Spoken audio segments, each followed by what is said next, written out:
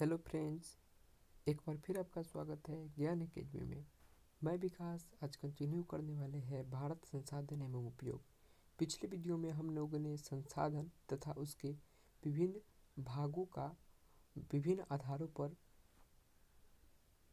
जानकारी हासिल किए थे। इस वीडियो में हम लोगों ने उन सभी चीज़ों का विस्तृत जानकारी प्राप्त करेंगे। चलिए तो हम इस वीडियो को कंटिन्यू करते हैं और पढ़ना शुरू करते हैं। यहाँ सबसे पहले पढ़ना है, उत्पत्ति के आधार पर संसाधन दो प्रकार के होते हैं। जैसा कि हमने आपको पिछले लेक्चर में बताया था कि उत्पत्ति के आधार पर संसाधन दो प्रकार के होते हैं। पहला जैव, दूसरा अजैव होते हैं। क्या होता है? पहला जैव, दूसरा अजैव। तो चलिए हम जैव संसाधन के बारे में विस्तृत जानकारी प्राप्त करते हैं। देखिए, ऐसे संसाधन की प्राप्ति जैव मंडल से होती है। कहाँ से होती है? जैव जो संसाधन है उसकी प्राप्ति जैव मंडल से होती है। जैव मंडल बोले तो जैव मंडल का मतलब क्या है? जैव मंडल से हमारा मतलब है कि जीव जगत यानी कि प्राणी समुदाय। प्राणी समुदाय यानी कि जीव जगत से कौन संसाधन निकलते हैं? जैव संसाधन की प्राप्ति होती है। जिससे कि हमने पिछले वीडियो में आपको बताया था कि जिसमें सजीवों का लक्षण पाया जाता है उसे जैव संसाधन कहता है। वही बात यहाँ पर भी है कि इसमें सजीवों के सभी लक्षण मौजूद होते हैं, जैसे कि मनुष्य, वनस्पति, मत्स्य, पशुधन एवं अन्य प्राणी समुदाय। दूसरा है अजैव संसाधन। कौन सा संसाधन? अजैव संसाधन। अजैव यानी कि नाम से ही स्पष्ट हो जाता है, किसी भी शब्द के हमको उसके नाम पर, उसके उस वाक्य पर थोड़ा ध्यान देना चाहिए। उसके नाम में ही उसका परिभाषा छुपा होता है। अजैव यानी कि जो जीवित नहीं हो, जैव यानी कि जो जीवित हो। अजैव से मतलब है कि निर्जीव वस्तुओं का ऐसा समूह को अजैव संसाधन कहा जाता है जिसमें सजीव का लक्षण नहीं होता है। यानी कि जो निर्जीव होते हैं वैसे संसाधनों को कौन से संसाधन के श्रेणी में रखते हैं? निर्जीव संसाधन के रखते हैं, श्रेणी में रखते हैं। इसका उदाहरण होता है चट्टान, धातु एवं खनिज आदि। इन सभी संसाधनों को हम अजैव संसाधन कहते हैं।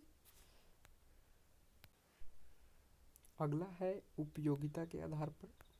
उपयोगिता के आधार पर यानी कि उपयोग करने के आधार पर और उपयोग करने के बाद वह संसाधन समाप्त होता है या नहीं होता है, उस आधार पर हम संसाधन को दो वर्गों में बांटते हैं। एक नवीकरणीय, दूसरा अनवीकरणीय।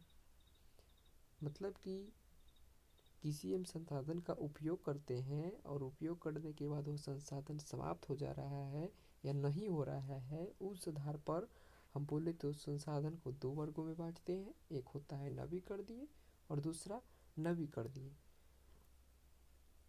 नवीकरणीय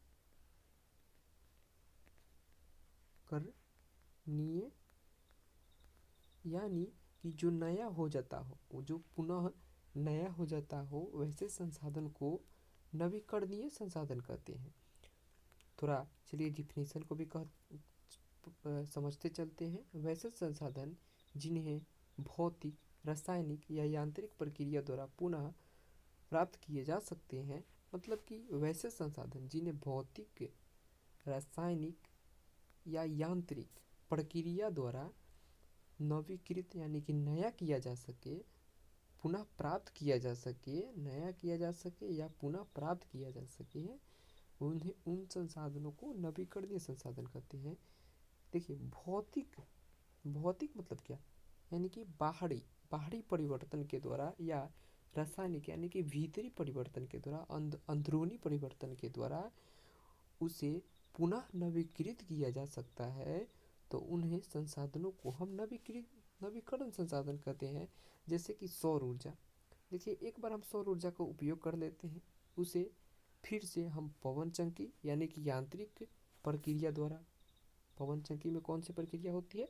यांत्रिक यानी कि मैकेनिकल प्रक्रिया द्वारा हम उसको फिर से पुनः प्राप्त कर सकते हैं, पुनः नवीकृत कर सकते हैं। उसी तरह से पवन ऊर्जा, जल विद्युत या एवं अन्य वन्य प्राणी, इन सभी को नवीकरणीय संसाधन कहते हैं। चलिए दूसरा है अनवीकरणीय। अनवीकरणीय यानी कि नाम से यह स्पष्ट है जिनका फिर से अ मतलब नहीं, अ मतलब नहीं, जिनका दोबारा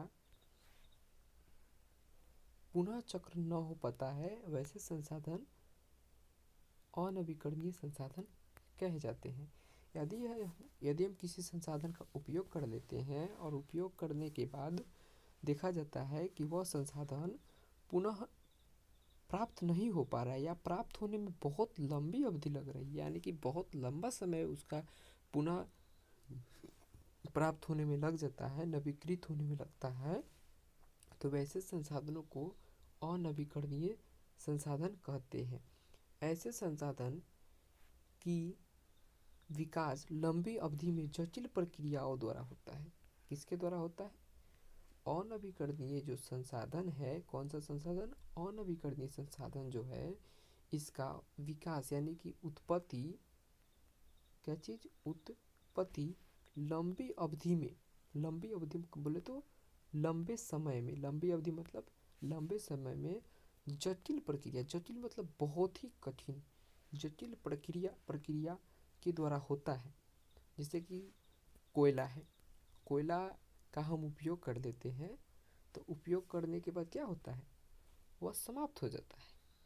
लेकिन आपको क्या पता है कि कोयला का निर्माण में हजारों वर्षों का समय लग जाता है। हाँ भैया, कोयला के निर्माण में हजारों वर्षों का समय लगता है, इसीलिए कोयला को अनवीकरणीय संसाधन की श्रेणी में रखते हैं। इस प्रक्रिया को पूरा होने में लाखों वर्ष लग जा सकते हैं। इसमें कुछ ऐसे भी संसाधन होते हैं जिन्हें पुनः चक्रीय नहीं है, जो पुनः चक्रीय नहीं होता है। इसमें कुछ ऐसे भी संसाधन हैं जो पुनः चक्रीय नहीं होता है। एक बार प्रयोग होने के साथ ही वे समाप्त हो जाते हैं, एक बार प्रयोग होने के बाद वे समाप्त हो जाते हैं। जैसे क्या चीज़? जैसे जीवाश्म, जीवाश्म ईंधन। जीवाश्म ईंधन मतलब क्या समझते हैं? जीवों के अस्म यानी कि जीवों के अवशेष से प्राप्त ईंधन कौन सा ईंधन कहलाते हैं? जीवाश्म ईंधन कहलाते हैं। जैसे कि लकड़ी है, लकड़ी क्या चीज़ से बनता है? पेड़ से। कोयला, कोयला क्या चीज़ बनता है? पेड़ से।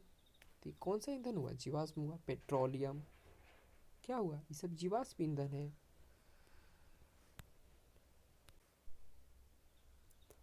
अगला है स्वामित्व के आधार पर।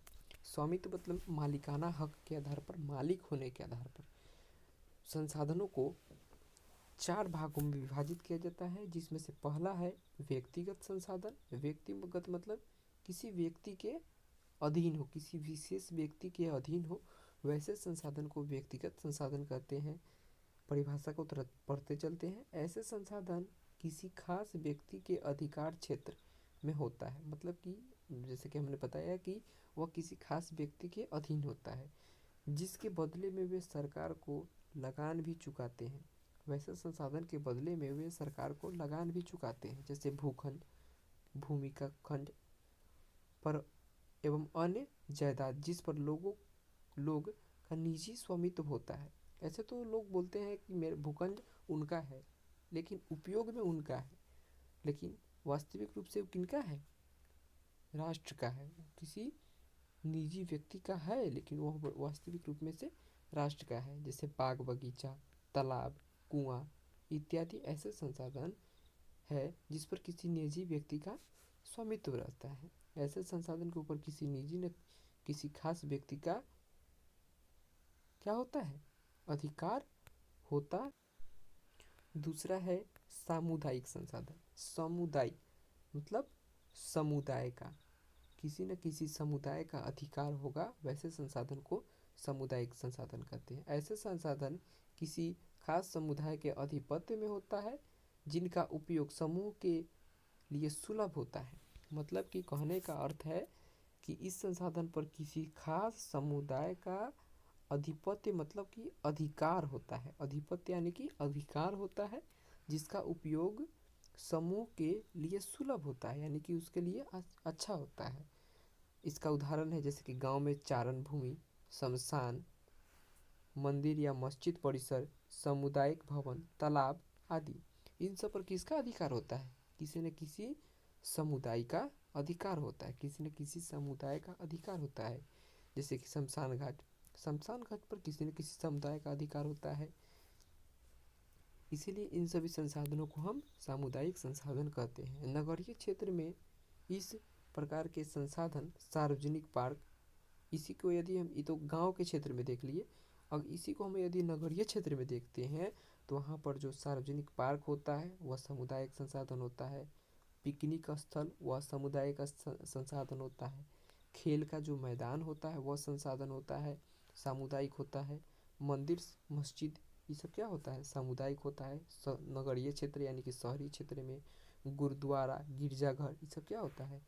सामुदायिक संसाधन होता है। जो